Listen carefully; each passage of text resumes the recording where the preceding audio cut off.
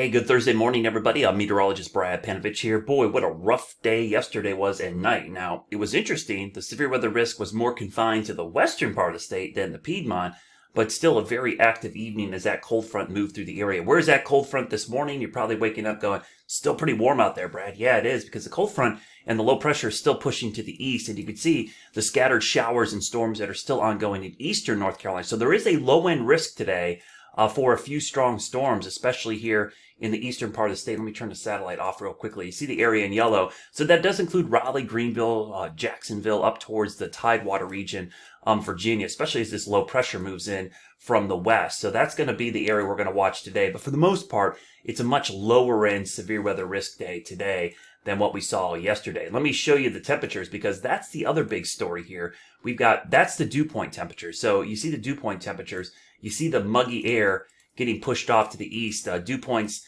are generally in the 60s, but they're starting to fall pretty quickly back to the west. If you look at the temperatures, which I'll flip over to those, you can see temperatures are much colder behind this front as well. So a pretty dramatic change, and I'll loop this a couple of times as that colder air filters into the region. And there's some pretty cold air for, mid to late March.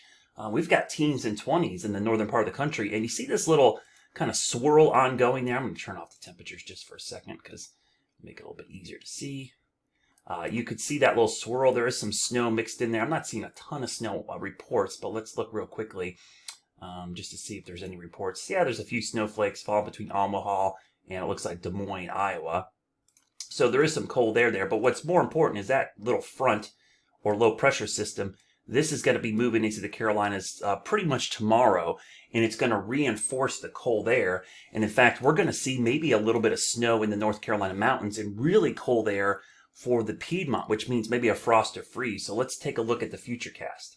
So you can see the system, the main front pushing off to the east. But what's interesting today, there's likely going to be maybe an uptick or a wave of low pressure develop here. So don't be surprised if the showers persist in the eastern part of the Carolinas and could keep clouds a little bit more persistent in the Piedmont west. But eventually we clear out tonight as the front pushes off to the east. But what's fascinating is the secondary and maybe tertiary surges of cold air coming in from the northwest.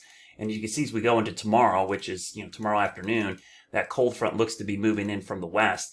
And that's kind of set the stage for maybe a little band of, it looks like rain, but maybe a little bit of snow trying to push in from the northwest. So right now this looks like rain, but as the cold air begins to filter in, do not be shocked if we start to see some snowflakes in the higher elevations as the snow levels drop. And there's a little hint of some moisture trying to break containment, we call it. We'll see if that actually happens, but it's a pretty vigorous low pressure system.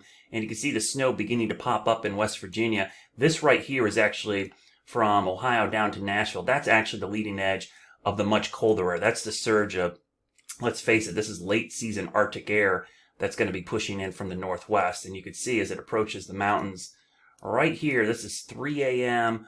on Saturday morning. So Saturday morning could be pretty interesting as that cold front moves through.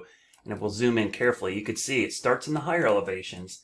We start to see that what we call the snow levels drop from much higher up and then working their way down into the valley. So do not be totally shocked on Saturday morning if you wake up to snow in areas of Boone, Blowing Rock, Banner Elk, up to Beach and Sugar Mountain. Might actually pick up a couple of inches of snow. We might even see a winter weather advisory.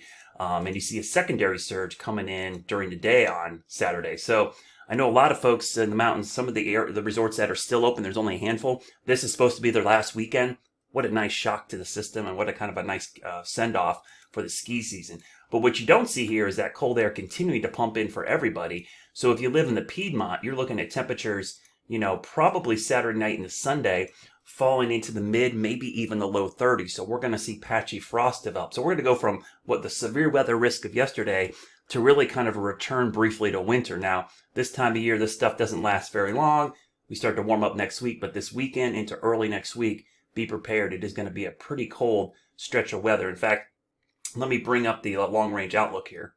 So as I kind of show you that, we'll try to bring up the precipitation outlook. So this is the 6 to 10 day outlook, and you can see the above average rainfall we're expecting and then kind of on the edge of the cooler than average temperatures. So definitely colder air coming down from the north. And the gray is basically near normal. So let's go 8 to 14 days out, and you can see cooler than average temperatures maybe for the eastern part of the country, and precipitation as well. So kind of a cool wet pattern setting up here as we go into the end of the month. But again, that is going to be a cold weekend with some snow in the mountains. Hope you stayed safe yesterday. Survey crews will be out today in South Carolina. Tomorrow they'll be in North Carolina. We had 14 tornado warnings last night and yesterday, so we'll see how many confirmed. The good news is I don't think there was a lot of damage, but there was some isolated spots, and we might have seen 1 to maybe 3 small tornadoes touch down. So stay tuned for updates on that. Have a great Thursday, everybody.